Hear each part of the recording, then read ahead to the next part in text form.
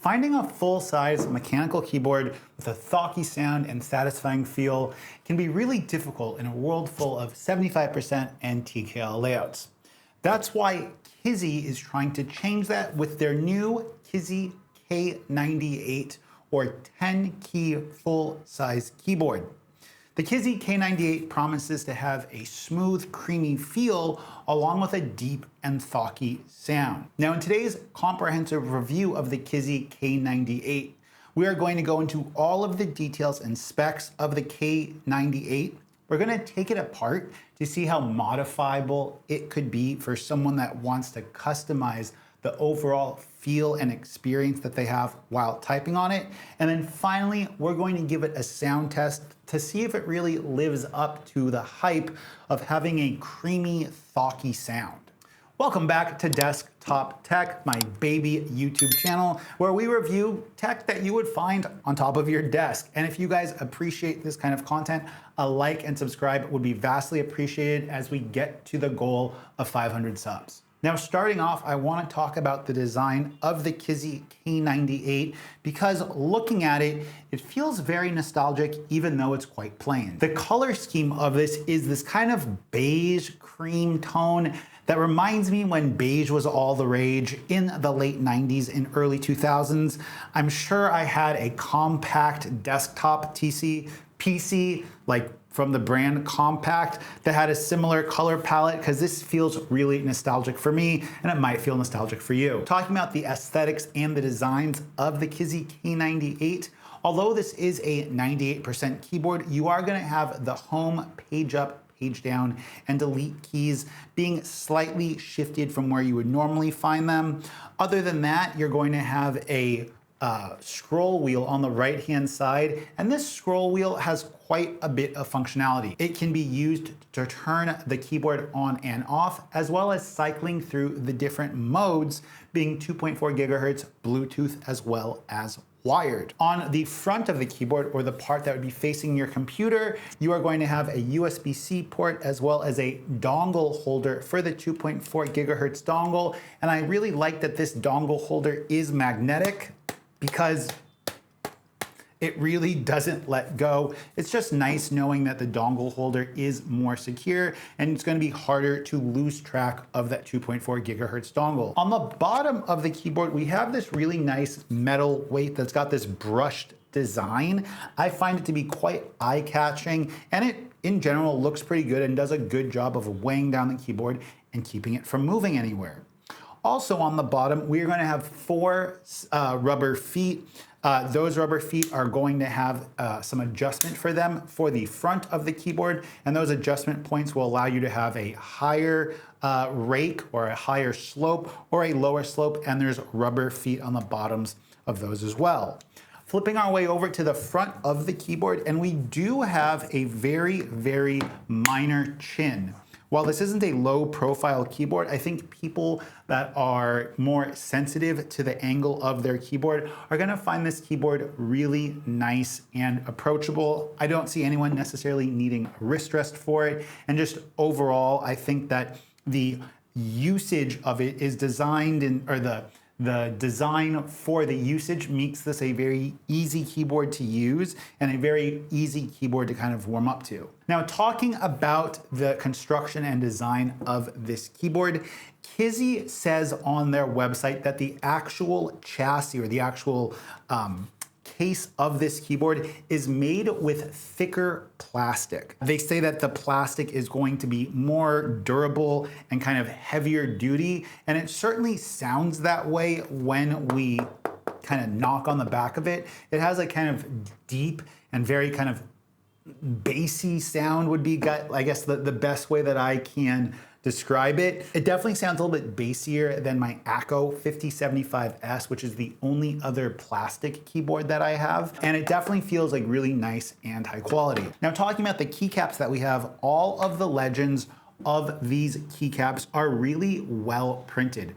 It almost feels like these would be legends that you would see on like an OEM keyboard from Dell or Lenovo, something like that. They don't have very much style or flair. They're just really large, well printed legends on the top of the keys. And then on the front of the keys, or the part facing you, you actually have a secondary print that shows what those different functions are for doing things like changing volume, print screen, music, and adjusting the RGB lights on this keyboard. Also worth noting that this keyboard features south-facing RGBs, which some of you are going to be really, really excited about. Overall, I like these keycaps. They're double shot PPT and they are the cherry profile. So not that interesting of keycaps, but it is a high quality, good looking set of keycaps that has a nice texture to it. Now moving on to the disassembly and modability of this keyboard. When I took all of the keys off, you are going to be greeted with the Jersey, I think is the way you pronounce it, Rain switch. Now this is a 40-gram linear switch, and these are factory lubed with a 40-gram force 4 actuation. It's got a 22mm spring and 3.4mm of overall travel. Now in general, I don't like light linear switches. I am tactile game, and part of that has to do with the fact that I have some medical issues which restrict the amount of feeling that I have, or the amount of sensation I have in my right hand. So oftentimes using keyboards with really, really light switches will result in a bunch of phantom presses. That said, the switches do feel very creamy and very well lubed. The stabilizers don't have any rattle on them at all. And the stabilizers also feel factory lubed as well, which is really, really nice to see that. Now, actually taking this keyboard apart was really not that difficult. Essentially, you are going to undo all of the screws around the perimeter of the case, and then you're also going to need to remove the screws at the front of the keyboard. The only thing about this that kind of makes it a bit of a pain in the butt is the fact that it's using Phillips head screws for the bottom part of the case, whereas the front is using Allen heads.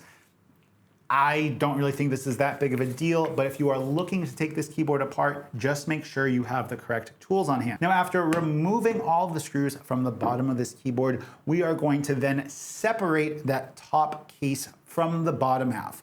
Before we do that though, we need to be very sure not to rip out the ribbon cable that's used for this scroll wheel. Undoing it is relatively simple. You're just going to take a little screwdriver, and there's going to be a gray clip that is pushed down, and that kind of holds the ribbon cable all in place. Remove that, and then your top case of the keyboard is free. Now, removing the top piece, we can see all of the gasket as well as the leaf spring structure of this keyboard. Oftentimes, keyboards will use a gasket mount, which gives you either rubber or silicone pads that deform a little bit to give your keyboard a more dampened and kind of softer feel. But with a leaf spring mechanism, you actually have springs that are shaped kind of like a Y, and those are going to go underneath the PCB of the keyboard. And in the case of the KZZI K98, we actually have a little rubber gasket that is in between the PCB and the metal leaf springs. This likely has to do with electrical shorts and connectivity, but it's cool to see that we have both a leaf spring and a gasket mount. Although I must say that this isn't the bounciest or kind of the cushiest feeling of keyboards. I would say that the overall kind of stability of it and the equalness of the squish is something that I really like. Like, the amount of squish that you have in the middle of the keyboard is quite similar to the amount of squish that you have on the outside of the keyboards, and it doesn't feel hot spotty or like you have areas that are like rebound more than other parts of the keyboard. This would be kind of like the best case scenario for how cushioned a keyboard could feel, whereas something like the Aola F75, which has a very inconsistent gasket mount, would be probably one of the worst situations from how it could feel. Now, actually removing the PCB out of it, you're going to see a layer of foam that is that's got adhesive on it, so it's stuck to the bottom of the PCB. We're also going to have what seems to be kind of like a plastic or TPU type of material that is separating the PCB and the batteries of it, obviously to protect from electrical shorts. Talking about the batteries of the KZZI K98, you guys are going to have 6,300 milliamp hours, which should be good for about a month at medium brightness for the LEDs over wireless connectivity. Overall, we don't really have much in the way of space in this keyboard to do any kinds of mods. You would probably be limited with something like a tape mod, but I don't see any reason why you would add more foam into this, and removing the foam that separates the PCB with the lower half of the case, you're probably going to have more inconsistent performance, although it might feel a little bit bouncier. You're definitely going to change the sound of it. I'm not going to change out any of the foam in this keyboard, primarily because I quite like the overall sound of this. I like the feel and I like the bounce, and I don't really see how modding it would necessarily change any of that. Just because it's already pretty good. And I feel like there's already a lot in here that makes this keyboard feel and sound really, really good. Now, putting this keyboard back together, I want to talk a little bit about what the overall user experience of this has been. Trying to take out the fact that I am someone that's part of Tactile Gang. I am not a linear switch person.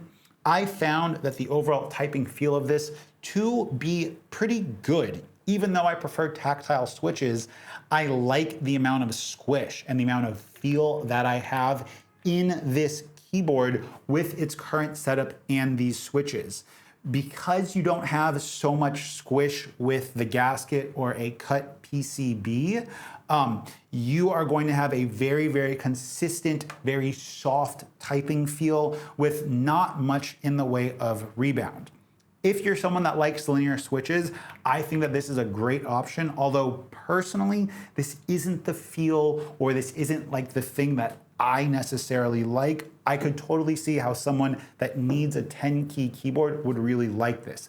And I actually think that for people that would want to like modify it or change out the switches, you do have pretty good bones, or you are starting from a pretty good place for a 10-key keyboard.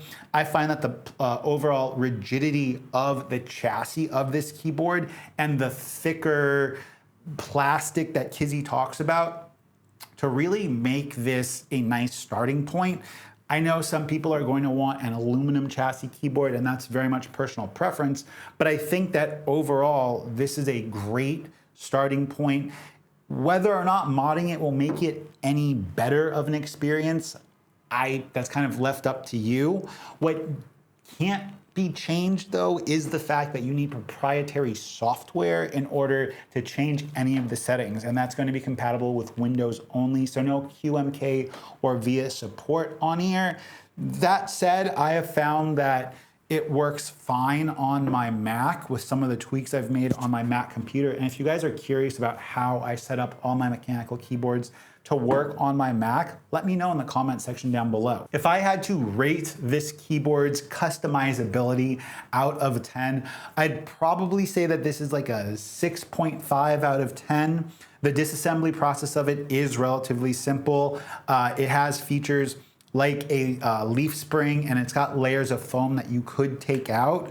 I just don't know if this is necessarily like the modder's choice for keyboards, but this certainly is going to fulfill the needs of anyone wanting a full-size or 10-key keyboard that has a nice sound and really kind of cushioned feel. And if you guys like this keyboard, all the links to where you can pick it up in the description down below, as well as a pinned comment. And if you guys want to see more videos on this channel about tech that you would find on your desk, go ahead and hit the subscribe button. It really goes a long way to helping me build this channel. Until next time, guys, it's been Mitchell. Peace.